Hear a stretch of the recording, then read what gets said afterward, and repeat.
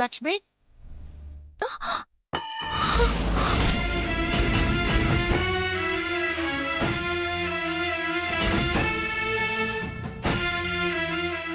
అయ్యో అయ్యో అయ్యో అపచారం అపచారం. ఎంత పని జరిగింది లక్ష్మి? ఏమైంది పెద్దమ్మా? పూజ మందిరంలో ఇలా జరగడం అపశగనం లక్ష్మి. ఏదో కీడు సంభవిస్తోంది. అలా ఏం జరగదు పెద్దమ్మా. నీకు తెలియదు లక్ష్మి, నిన్న మనీషా అలా మాట్లాడింది. ఈ రోజు పొద్దునే ఇలా జరిగింది. నువ్వు ఒక పని చెయ్యి, మిత్రాన్ని తీసుకెళ్లి గుడికెళ్ళిరా. అక్కడ గట్టిగా పూజలు చెయ్యి. అలాగే నవగ్రహాల దగ్గర దీపాలు వెలిగించు. శని నెత్తి మీద కూర్చున్నట్టుంది. అన్ని దోషాలు పోవాలి. ఇంత చిన్న విషయానికి ఎందుకంత కంగారు పడుతున్నారు పెద్దమ్మా? ఇది చిన్న విషయం కాదు లక్ష్మి. పైగా ఇంట్లో జరుగుతున్నది ఒక విషయం కాదు. ఈ రోజు జానుని తీసుకొని వివేక్ హాస్పిటల్కి వెళ్తున్నాడు.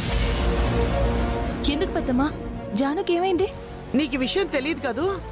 నిన్న ఏమైందంటే, నీ పెళ్ళయి ఇన్ని నెలలైంది, ఇంకా నువ్వు నెల తప్పకపోవడం ఏంటి? దీనిలో ఏ లోపం లేకపోతే దేవుడెందుకు ఇవ్వడు? దేనికైనా రాత ఉండాలి. దీనికి ఆ రాత ఉందో లేదో. జాను కడుపు ఇంకా పండలేదని ఆ దేవయాని గుర్రుగా ఉంది. జానుకేదో లోపం ఉందని తెలిస్తే అది జానుని బతకనివ్వదు. వివేక్కి విడాకులిప్పించి ఇంటి నుంచి గెంటినా గెంటుతుంది. ఏంటో మీ అక్కా చెల్లెళ్ళకి ఇద్దరికీ ఒకేసారి కష్టాలు వచ్చి పడ్డాయి. ఈ గండాల నుంచి ఎలా గట్టెక్కుతారో ఏంటో. ముందు మిత్రాన్ని తీసుకెళ్లి గుడికెళ్ళిరా అమ్మా.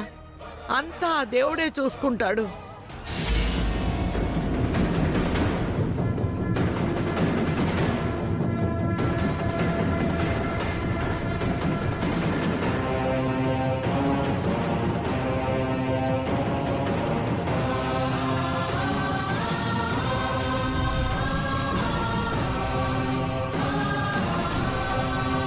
నేను వెళ్ళొస్తాను పెద్దమ్మా.